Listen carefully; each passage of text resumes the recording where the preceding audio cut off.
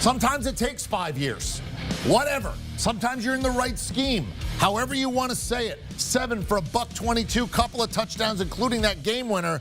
And looky, the Chargers are 2-1. The Chiefs are 1-2. Raiders off to a fast start. Denver off to a fast start. Chargers, the Chiefs are in last place. We've told you, you lose the Super Bowl, weird things happen the next year. Only once in 50 years has the team that lost the Super Bowl won it the next year.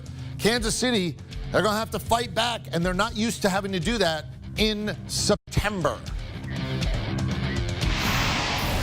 And the great Tony Romo was on the call of that game for us here at CBS. And we had like our own little quarterback Ryder Cup here with Justin Herbert and Pat Mahomes dueling and getting it done. But ultimately, it's Herbert with the Chargers. Are there any tricks left for this kid to learn? Are there any keys that he has to unlock? Or is he there now when you watch him, Tony?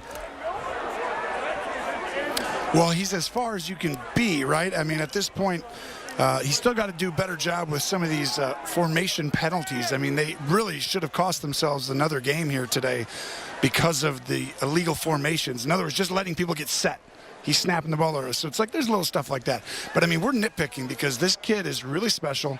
He plays efficient, high level. He protects the football really well, even though that hadn't played out the first week or two. But you'll see as the season goes on, he's going to have a great touchdown-to-interception ratio, and then he makes clutch plays. I mean, you want the ball in this guy's hand at the end of the game, just like you want it Mahomes.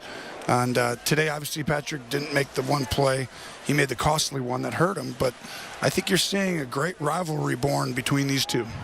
One more before I get to Mahomes on the team, the Chargers that got it done. You know, the rising tide lifts all boats, and when the quarterback comes in and plays this well, that makes other guys also seemingly improve. Mike Williams, 3 straight weeks he's been a monster. This is a guy that's sort of underachieved when he's a top 10 overall pick. And now, can the light go on in your 5th year? Is he just in a good spot? What are you seeing with Williams? How come it's so different? Well, I think it's a combination. But one of the biggest things is they put him in a position to use his size and everything. So they put him at the X. And what that means is he gets to be by himself a lot. So when you're in 3-by-1 formations, that means you have a tight end over here, a slot receiver over here, and another receiver over here, and you're in shotgun. And over here to your left, oh, there's Mike Williams. And if he's one-on-one and there's no safety help, well, it's really easy. You throw a back shoulder, you throw it high, and you just let it move on to the next play. If there's a safety over there, you can throw to Keenan Allen and other people over here. So the game became simple. He got to practice these plays that I think he's really good at, which is using his catch radius and his size, not trying to do all the other little stuff inside. And I think you're seeing him flourish because of that. And then finally, the Chiefs. Look, they're not used to this. They're 1-2 in September. Patrick Mahomes had never lost in September and has now lost 2 in a row. Denver's off to a good start. Raiders off to a good start. Chargers have off to a good start, including winning at Arrowhead. Chiefs going to be in last place in this division currently. What is your level of concern? I mean, they've lost a couple of games by a play here or there, but they are, you know, you are what your record says you are. What's your level of concern with Kansas City?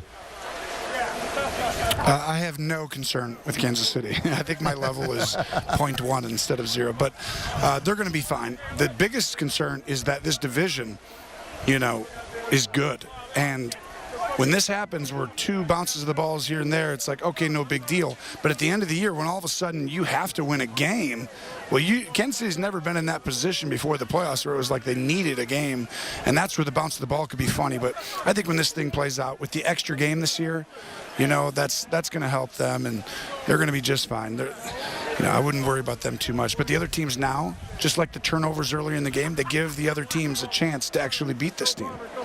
Well done. Thank you very much. Certainly appreciate the time. Kansas City drops 1 at home. Thank you, Tony. Thank you. All right, let's take a look at the fantasy impact, because you got yourself a whole heap of points, and you look at Justin Herbert. He didn't quite hit 300, but gave you 4 touchdowns in this one. Pat Mahomes gave you 260 with 3 touchdowns, but did have 2 picks and almost 50 yards rushing. Austin Eckler had a touchdown, over 100 total yards, basically an even split there. Clyde Edwards-Helaire, 100 rushing touchdowns, did put the ball on the turf, but also put it in the end zone. And we talked about Mike Williams, 7, $123, couple of touchdowns, including 1 at the end to win it for the Bolts.